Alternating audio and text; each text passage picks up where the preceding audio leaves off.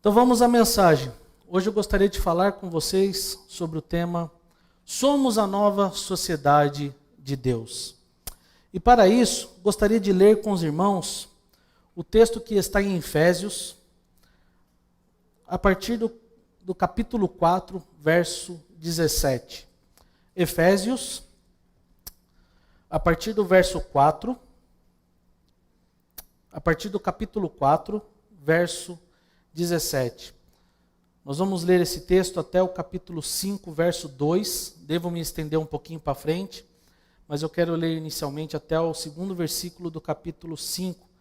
E gostaria que você permanecesse com a sua Bíblia aberta para acompanhar a mensagem conosco. O texto diz assim: Isto, portanto, digo, e no Senhor testifico, que não mais andeis como também andam os gentios, na vaidade dos seus próprios pensamentos, obscurecidos de entendimento, alheios à vida de Deus por causa da ignorância em que vivem, pela dureza do seu coração. Os quais, tendo se tornado insensíveis, se entregaram à dissolução para, com avidez, cometerem toda sorte de impureza. Mas não foi assim que aprendestes a Cristo. Se é que de fato tendes ouvido e nele fostes instruído, segundo é a verdade em Jesus, no sentido de que, quanto ao trato passado, vos despojeis do velho homem, que se corrompe segundo as concupiscências do engano, e vos renoveis no espírito do vosso entendimento, e vos revestais do novo homem, criado segundo Deus, em justiça e retidão procedente da verdade. Por isso, deixando a mentira, fale cada um a verdade com o seu próximo, porque somos membros uns dos outros. Irai-vos e não pequeis, não se ponha o sol sobre a vossa ira, nem deis lugar ao diabo. Aquele que furtava, não furtes mais. Antes, trabalhe fazendo com que as próprias mãos, o que é bom, para que tenha com o que acudir ao necessitado. Não saia da vossa boca nenhuma palavra torpe, e sim unicamente a que for boa para edificação, conforme a necessidade, e assim transmita graça aos que ouvem. E não entristeçais o Espírito de Deus, no qual fostes selados para o dia da redenção. Longe de vós toda amargura e cólera e ira, gritaria e blasfêmias, e bem assim toda malícia. Antes, sede uns para com os outros, benignos, compassivos, perdoando-vos uns aos outros. Como também Deus em Cristo vos perdoou. Sede, pois, imitadores de Deus como filhos amados, e andai em amor, como também Cristo nos amou e se entregou a si mesmo por nós, como oferta e sacrifício a Deus em aroma suave. Gostaria de orar mais uma vez. Pai, neste momento me coloco nas tuas mãos, pedindo perdão pelos meus pecados. Me coloco como instrumento nas tuas mãos, para que o Senhor possa usar a minha vida para falar a tua palavra e somente a tua palavra. Pai, peço que o Senhor abra as nossas mentes e os nossos corações para receber aquilo que o Senhor tem nesta noite. E que o Senhor fale profundamente conosco. Seja aqui no templo onde estamos, seja com os meus queridos irmãos em casa. Que a presença abundante do Senhor esteja sobre as nossas vidas. Em nome de Jesus. Amém. Querido, se você tem o costume de ler os noticiários, essa semana, um fato tomou a conta da grade a partir de quarta-feira. Faleceu na Argentina o ex-jogador Diego Maradona. Se você acompanha futebol, mas talvez você não acompanhe futebol, é quase impossível você não conhecer essa figura que é conhecida mundialmente por ser um dos grandes gênios da bola. Para muitos, foi o melhor na era pós-Pelé. Alguém que pela sua capacidade e habilidade aterrorizava os adversários. Se você ligasse os noticiários, você iria perceber as grandes homenagens que foram feitas, reverências, atitudes de adoração. Se você ligou lá e viu o enterro do Maradona, uma multidão de gente indo lá para o velório, para atitudes de adoração a esse personagem do mundo da bola. O fato é que essa genialidade em jogar bola, ela não foi transferida para a sua vida.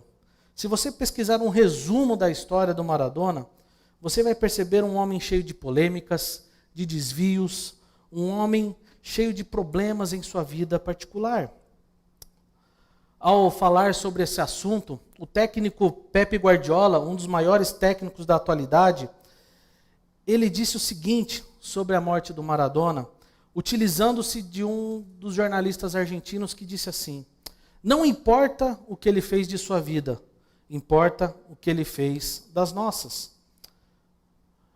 Essa referência ao Maradona não é muito diferente do que a sociedade pensa no seu modo de viver a vida. Na verdade é fato, é assim que a sociedade pensa.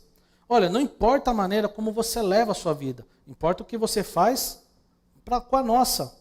É uma maneira de pensar, de certa forma, egoísta, humanista, por mais que seja uma figura respeitada esse técnico, mas é a maneira que a sociedade em geral pensa. Se você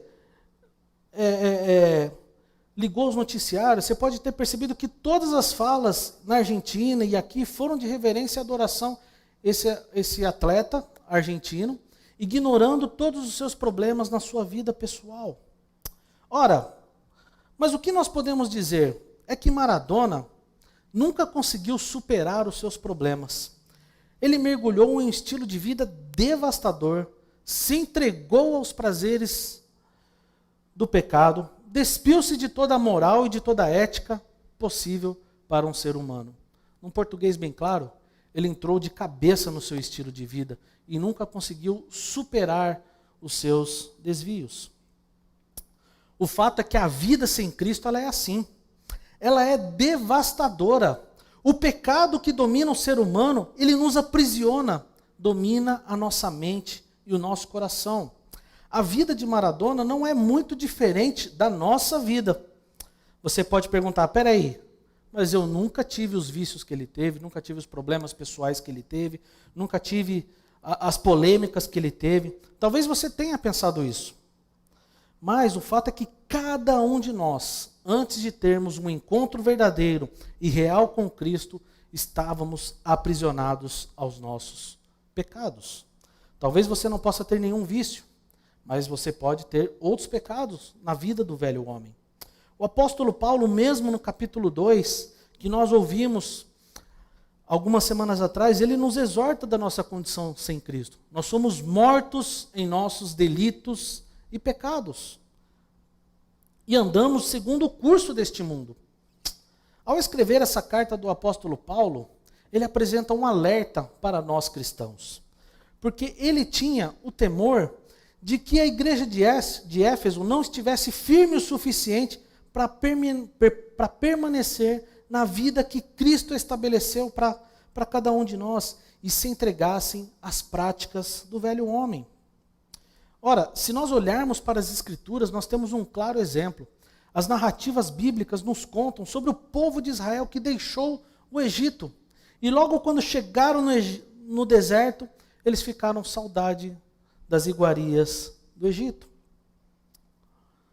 Olhando para os dias atuais, nesse isolamento, nós vemos muito o acréscimo de problemas em famílias. Pecados que as pessoas tinham abandonado, mas que esfriaram na sua fé e voltaram a praticá-las.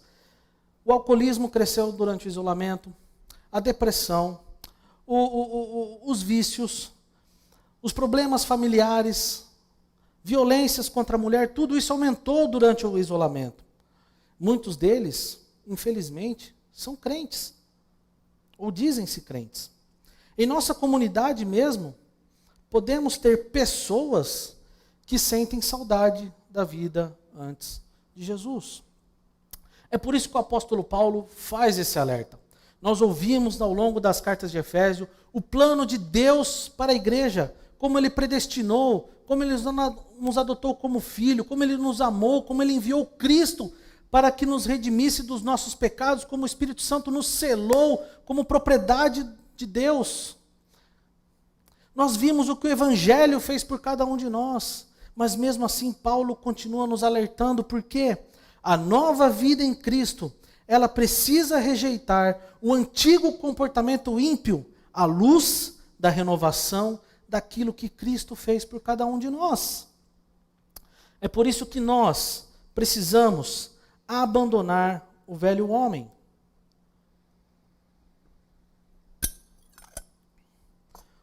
O antigo comportamento dominado pelo mundo e pela carne precisa ser abandonado. Veja como diz o verso 17, ele nos exorta: não andeis como também andam os gentios.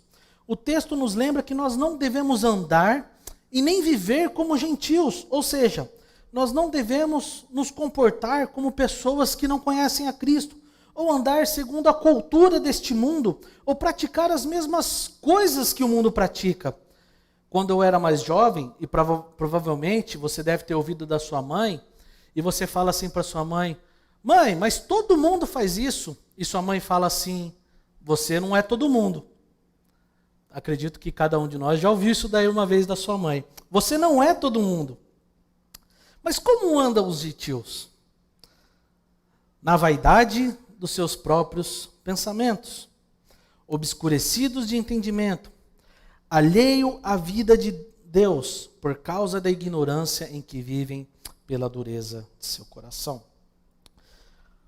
Paulo cita a nossa mente e o nosso coração como a causa da maneira como andamos. A mente é a porta de entrada para tudo aquilo que procura nos dominar e tomar conta do nosso coração. É através da nossa mente que nós passamos a restringir, a suprimir os nossos desejos ou liberar os nossos desejos pecaminosos. Tudo começa pela mente. A gente tem às vezes uma falsa impressão de que o mundo está melhorando, está se tornando melhor, mais humano. Olha, a humanidade está evoluindo, quebrando paradigmas, preconceitos, mas não. E o isolamento está nos provando isso. Nós estamos tendo a cada dia cenas deploráveis a respeito de que a humanidade não está caminhando para se tornar melhor. Desde a queda do Éden, o ser humano nunca mais conseguiu se consertar sozinho. E nós caminhamos cada dia mais por uma perversidade moral, dia a dia. É por isso que nós podemos ver isso no relativismo moral, numa tolerância da perversão sexual, da promiscuidade e do pecado.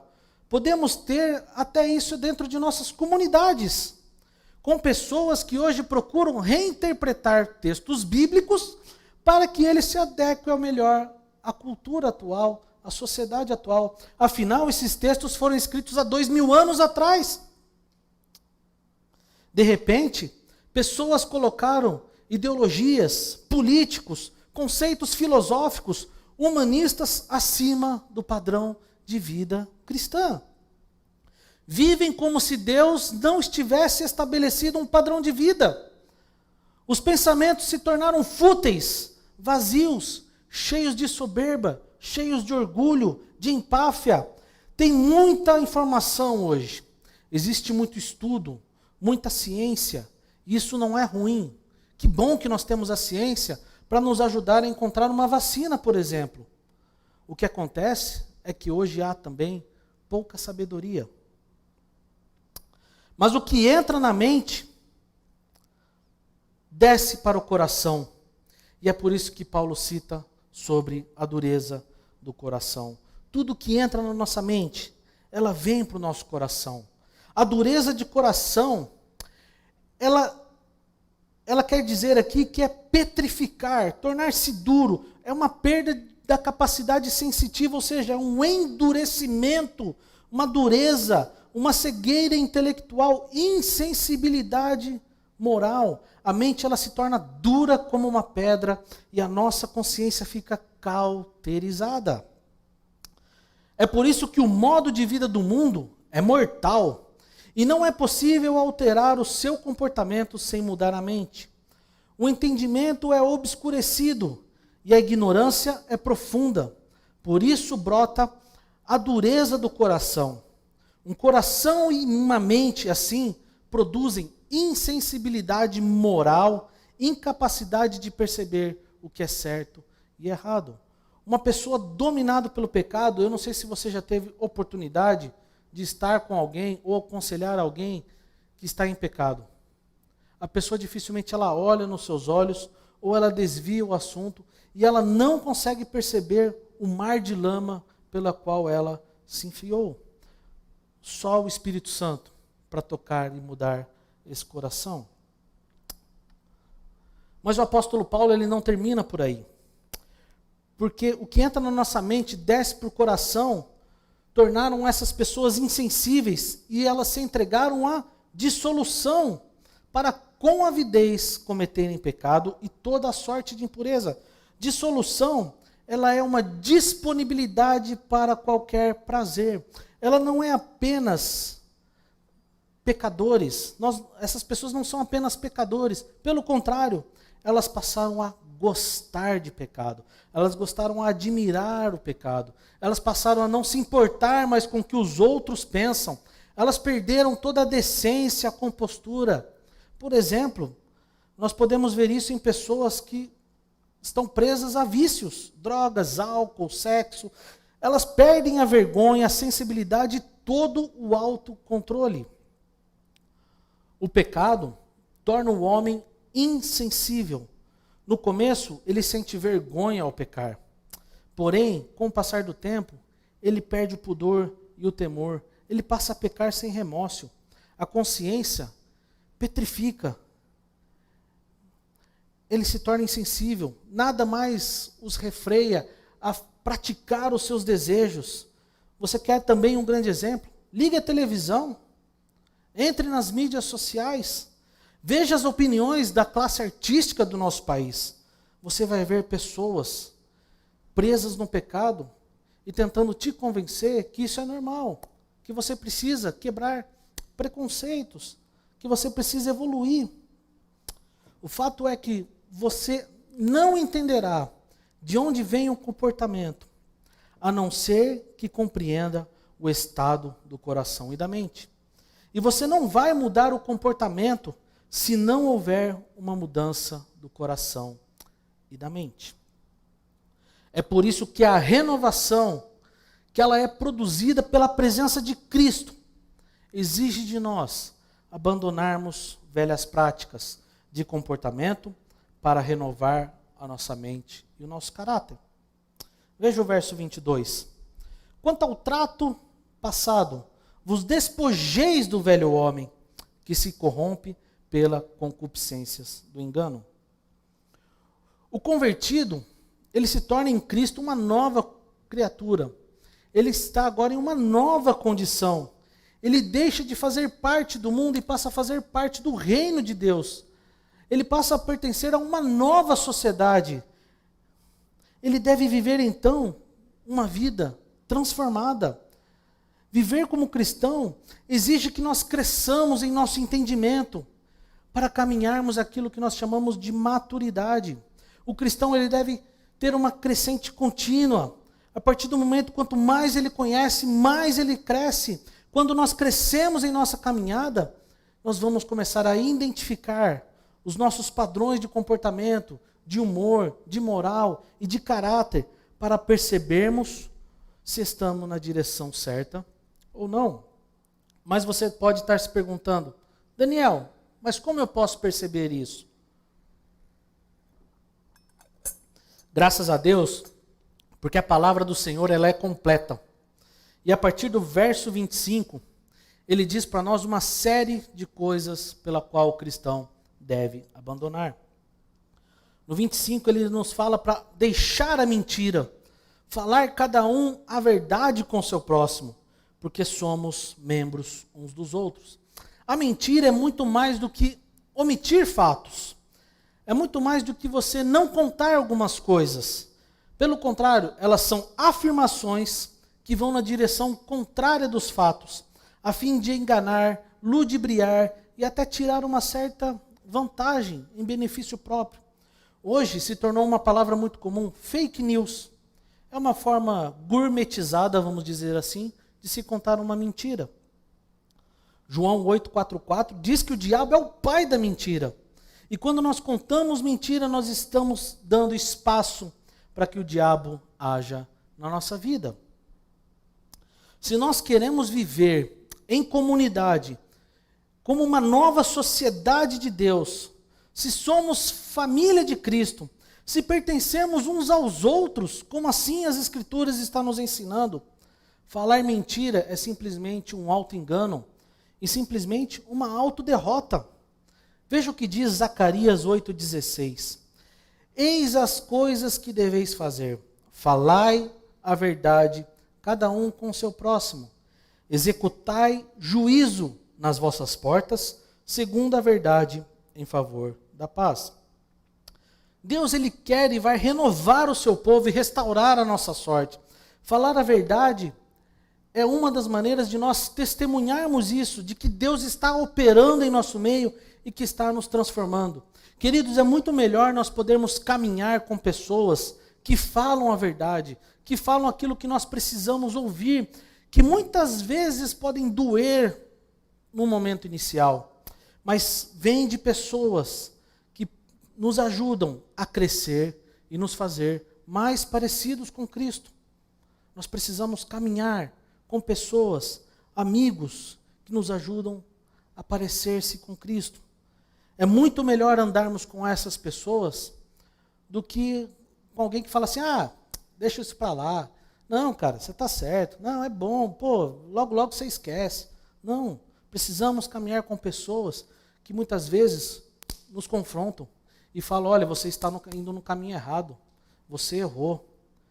Porque eles vão nos ajudar a crescer. Então Paulo continua, irai-vos e não pequeis, não se põe o sol sobre a vossa ira.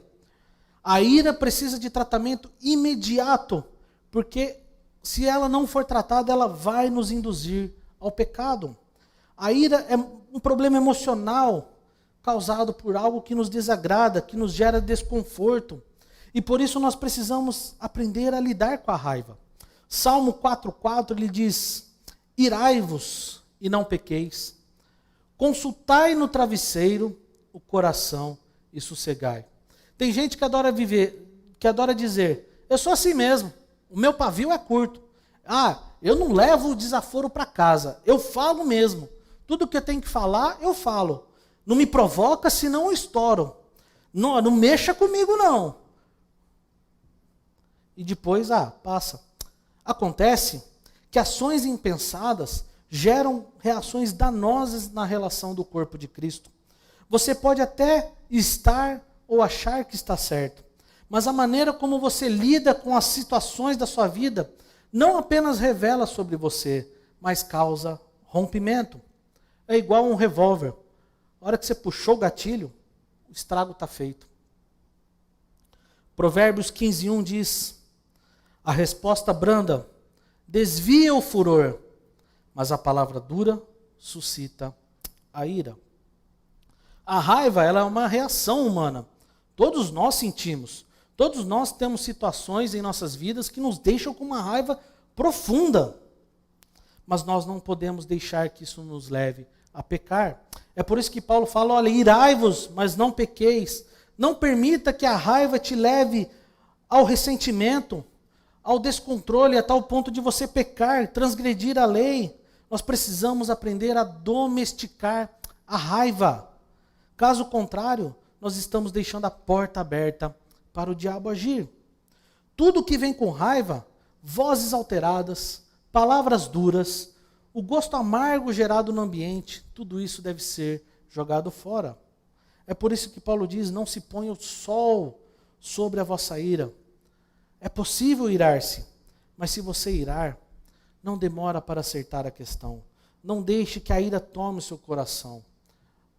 Às vezes, é preciso você esperar, acalmar. se coloque diante do Senhor, resolva a sua questão perante Deus e peça: Senhor, me ajude a controlar, me ajude a acertar a questão, não deixe que a ira tome o meu coração. Ao contrário, essas ações impensadas vão dar espaço para o diabo agir. É por isso que nós precisamos tomar cuidado para não dar lugar ao diabo. Fique esperto. O diabo ele está só esperando uma oportunidade para te dar uma rasteira. A ira provoca mágoa. E quando deixamos a mágoa instalar-se em nossos corações, estamos dando lugar ao diabo que nos tenta levar ao ódio, à violência, à quebra de comunhão entre os irmãos. Hebreus capítulo 12, versículo 14 e 15, ele diz: segui a paz com todos e a santificação, sem a qual ninguém verá o Senhor. Atentado diligentemente, porque ninguém seja faltoso, separando-se da graça de Deus. Nem haja alguma raiz de amargura, que brotando vos perturbe, e por meio dela muitos sejam contaminados. Ao invés de você se irar ou deixar isso brote uma raiz de amargura que contamina outras pessoas, nós precisamos ter um coração perdoador e aberto aos irmãos. Mas o apóstolo Paulo ele ainda continua: aquele que furtava, não furtes mais, antes trabalhe, fazendo com as próprias mãos o que é bom, para que tenha com que acudir ao necessitado. Veja, roubar aqui é muito mais do que você ir lá num estabelecimento e pegar algo sem pagar. Ele inclui toda a sorte de desonestidade que tira de outro aquilo que lhe pertence. Podemos dar um exemplo, por exemplo, pessoas que procuram sonegar impostos, levar uma vantagem. Eu sei, é duro pagar imposto. Temos uma das cargas tributárias mais altas do mundo. Mas a partir do momento que tentamos dar um jeitinho para não pagar, nós estamos roubando. Dízimos, salários, pessoas que arranjam um jeitinho para faltar no trabalho. Tudo isso inclui maneiras de desonestidade. Não é só a corrupção dos nossos governantes, é a corrupção do nosso coração no dia a dia. Não significa que apenas roubar seja errado. Paulo também nos exorta que devemos trabalhar honestamente para o nosso próprio sustento e para poder ajudar aos outros. Veja, a maioria de nós e todos nós trabalhamos para sustentar a nossa casa, a nossa família, pagar as nossas contas. E a pandemia nos trouxe numa realidade onde milhões de pessoas ficaram sem sustento, perderam emprego, fecharam as portas dos seus trabalhos, deixaram de ter alimento na sua mesa. A nossa igreja se mobilizou de forma extraordinária, a junta diaconal, os irmãos fizeram um trabalho maravilhoso com pessoas da nossa igreja que disponibilizaram recursos esses que são frutos do trabalho de cada um de nós, mas que colocaram à disposição da igreja para abençoar o próximo, para que pessoas simplesmente tivessem o que comer.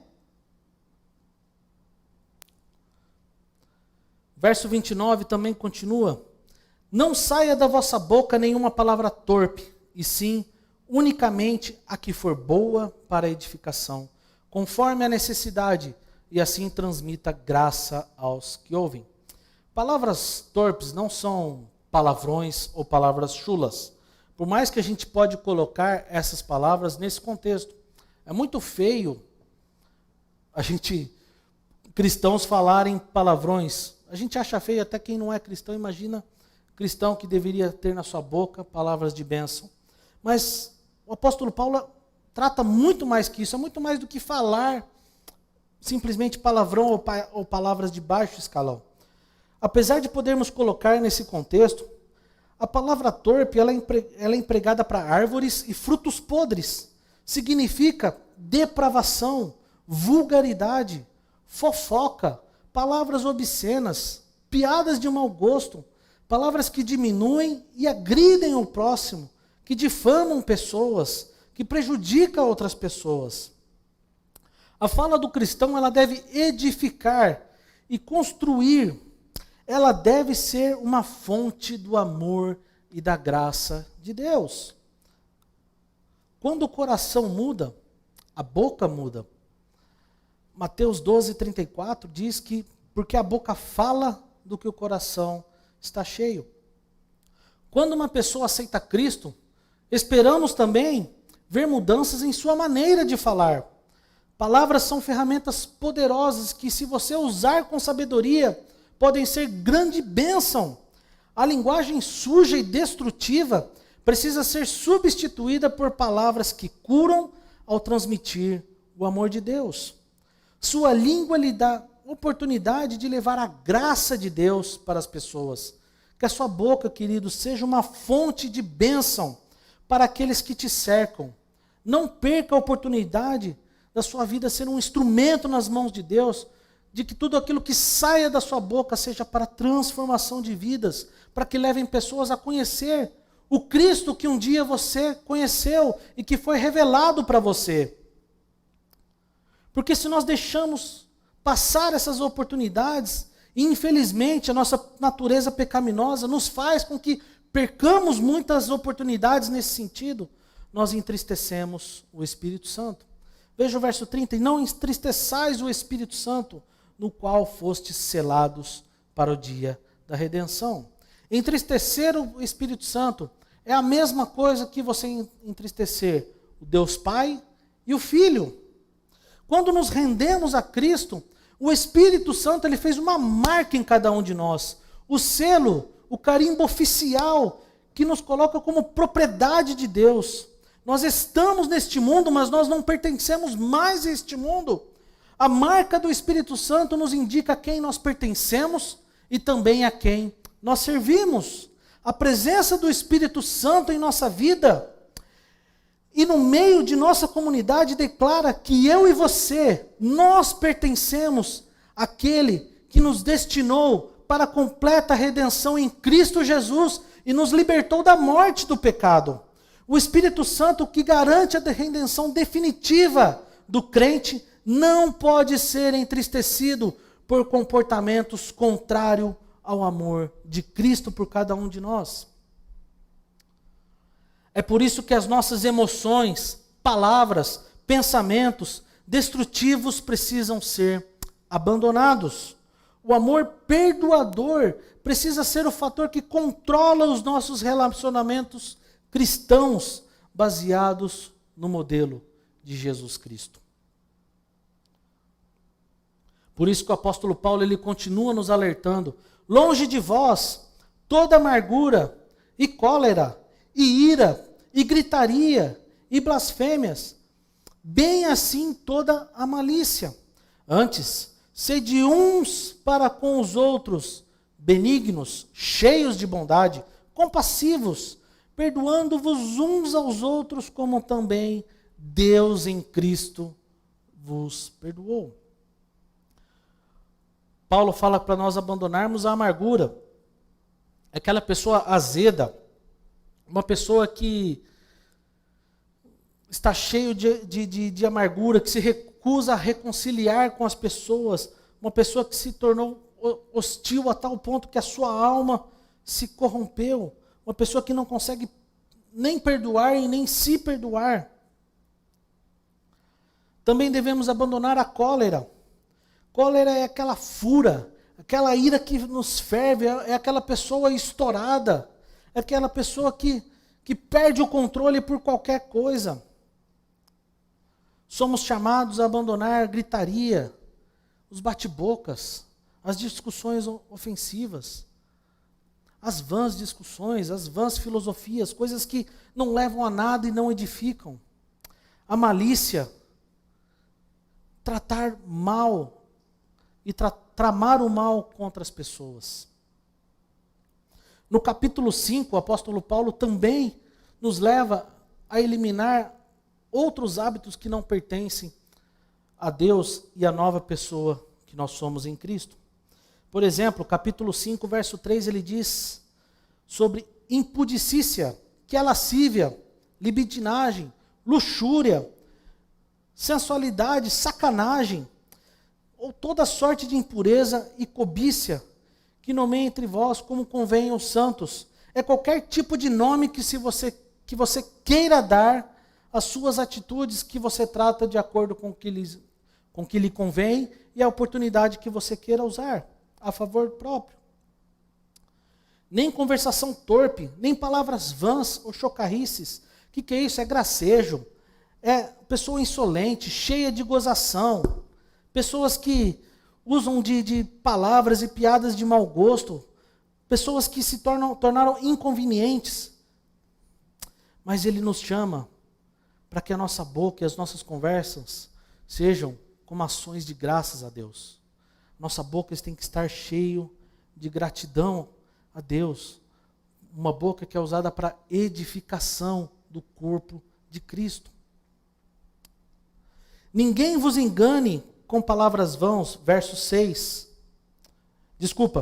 Verso 5. Sabeis, pois isto, nenhum incontinente, pessoas que não se controlam, que não se contêm, que não têm limite, ou essas pessoas que são impuras ou avarentas, pessoas idólatras, essas não terão espaço no reino de Deus.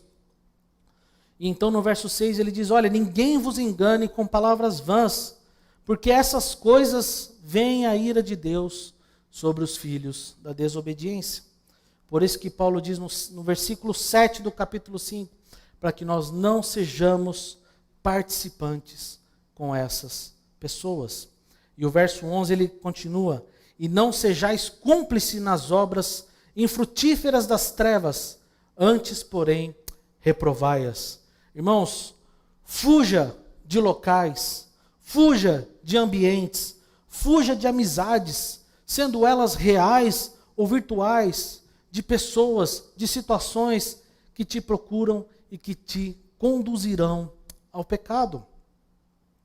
Salmo 1, ele diz assim, bem-aventurado o homem que não anda no conselho dos ímpios, não se detém no caminho dos pecadores, nem se assenta na roda dos escarnecedores. A respeito deste texto, Agostinho de Hipona, um dos pais da igreja, um dos melhores teólogos que o mundo já viu, ele diz assim em seu livro chamado Confissões, ele diz assim, olha, eu pecava, porém em vez de procurar em Deus os prazeres, as grandezas e as verdades, procurava-os nas suas criaturas, em mim e nos outros. Por isso, precipitava-me na dor, na confusão e no erro. A nova vida em Cristo, ela não é só um upgrade do seu status anterior, não é só uma atualização do seu software, ou uma remoção do vírus, não. Ela é uma transformação radical, é o abandono da velha vida, é o abandono dos valores antigos, é o abandono das práticas antigas, é o abandono da maneira de viver antiga, para uma nova maneira de viver. Agora, a nova vida em Cristo, ela adota um novo estilo de vida, que inclui mudanças de pensamentos, de caráter e valores. Mas não foi assim que aprendestes a Cristo. Se é que de fato o tende ouvido, e nele fostes instruído, segundo é a verdade em Jesus. Capítulo 4, 20 e 21. No capítulo 5, verso 8, ele também diz, outrora erais trevas, porém agora sois luz no Senhor, andai como filhos da luz. Capítulo 5, verso 15, ele também diz, portanto, vede prudentemente como andais, e não como nécios, e sim como sábios. Queridos, aprender sobre Cristo é diferente de aprender a Cristo. Aprender sobre Cristo é ter apenas informações. Você pode conhecer o Cristo histórico, você pode saber a vida de Cristo, mas você pode não conhecê-lo.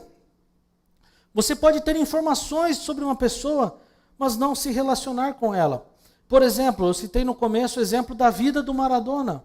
Bem, todos nós temos informações sobre o Maradona, mas nós não conhecemos o Maradona na sua intimidade e na sua vida privada. aprender a Cristo é diferente.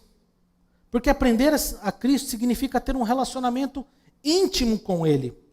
Uma pessoa pode conhecer sobre Cristo e não conhecê-lo. E há muitos crentes que têm informações sobre Jesus, mas não se relacionam com Ele. E por isso essas pessoas não conseguem cortar e abandonar as amarras do pecado e continuam tentando lutar com suas próprias forças, abandonar as velhas práticas, quando elas deveriam entregá-las a Cristo. A vida cristã implica em mudança de mente, de valores, de conceito de vida. Querido, se você se considera um cristão, se você se considera um discípulo de Jesus, se você se considera uma nova pessoa, transformada por Deus, então a sua vida precisa ser diferente. E eu quero chegar perto da conclusão com os versos 23 e 24 do capítulo 4 de Efésios, que diz: E vos renoveis no espírito do vosso sentido, e vos revistais do novo homem, que segundo Deus é criado em verdadeira justiça e santidade. Capítulo 5, 1 e 2, ele também diz: Sede, pois, imitadores de Deus, como filhos amados, e andai em amor, como também Cristo nos amou, e se entregou a si mesmo por nós, como oferta e sacrifício a Deus em aroma suave. Parafraseando um grande teólogo, N.T. Wright, ele diz mais ou menos assim: Deixem esse ensinamento de Jesus produzir efeito pleno em suas vidas. Agora que estão em Cristo, você tem a responsabilidade de, no poder do Espírito, deixar o velho estilo de vida, o modo antigo de ser humano, como se fosse alguém se despindo de uma peça de roupa, de uma roupa gasta, rasgada, suja, puída. Vista-se de roupas novas. No começo, elas podem até parecer estranhas, mas se você quer viver como uma nova pessoa em Cristo e para Cristo, roupas velhas devem ser descartadas e as novas colocadas em uso. John Stott também diz sobre esse tema algo muito interessante. Ele diz: aquilo que somos, pois, dirige a forma como pensamos. E como pensamos, determina como agimos. Somos a nova sociedade de Deus, um povo que se despiu da velha vida e vestiu a nova. É assim que Ele faz conosco. O Senhor nos chama nesta noite, para você que está aqui e para você que está em casa. Ele nos chama para um momento de renovação e revestimento. Renovação é um convite de Jesus à mudança de vida, mas também é um convite ao descanso e à paz que só Cristo pode dar e que só em Cristo podemos ter. O revestimento é um convite de Jesus a tornar-se uma nova pessoa, um novo homem. É buscarmos ser semelhantes a Cristo. É buscar ser como Paulo começa no capítulo 5, imitadores de Deus, como filhos amados. Como é que você pode vencer a tentação de voltar ao velho estilo de vida do mundo? Primeiro, encha-se da palavra do Senhor.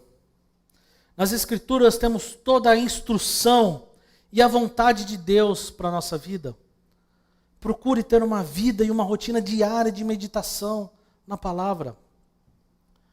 Nestes tempos, muitas pessoas, por não poderem estar congregando fisicamente, abandonaram essas práticas porque esfriaram na fé. Muitos também se aqueceram, muitos estão também conhecendo o Evangelho, mas muitos estão também se esfriando. Encha-se da palavra de Deus. Naquele dia difícil, Encha-se da palavra de Deus. Naquele dia difícil, lembre-se das promessas do Senhor para a sua vida. Segunda coisa, busque a ter uma vida de oração. Ore a Deus pela sua vida. Peça ajuda a Ele. Dê nome aos seus pecados e peça para que Cristo te liberte dessas amarras. Ore também pela nossa igreja, pelos irmãos. Ore por aqueles que te feriram. Acerte a sua vida com Deus e com aqueles com quem você rompeu o relacionamento. Terceiro, procure ajuda. Aconselhe-se com pessoas que vão te ajudar na caminhada com Cristo. Isso é muito importante, queridos. Se você precisa de ajuda, de aconselhamento, de uma instrução, procure pessoas que vão te ajudar a crescer em Cristo Jesus. A resposta é estarmos sempre sendo lembrados da vida que Cristo espera de nós. Lembre-se, somos amados do Senhor.